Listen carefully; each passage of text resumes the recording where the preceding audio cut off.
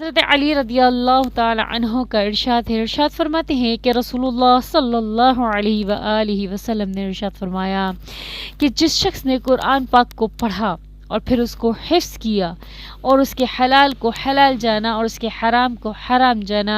तो अल्लाह तबारक व ताला उसको जन्नत में दाखिल फरमा देंगे और उसके साथ साथ उसके ख़ानदान में से ऐसे 10 लोगों को जन्नत में दाखिल करेंगे। ऐसे 10 लोगों की सिफारिश को कबूल फरमाएंगे कि जिन पर जहन्नुम क्या हो चुकी होगी, वाजिब हो चुकी होगी। तो आपके घर में या ख़ानदान में जो भी हाफिज़ कुरान है, तो बेशक इंशाअल्लाह अज़्ज़ व जल वो क्या है, जन्नत में दाखिल होगा अल्लाह के हुक्म से, और वो अपने साथ साथ अपने घर और ख़ानदान में से 10 लोगों को जहन्नुम से निकालेगा, शिफाअत का बाइस बनेगा जिन पर जहन्नुम क्या हो चुकी होगी, वाजिब हो चुकी होगी। सुब्हानल्लाह वल्हम्दुलिल्लाह।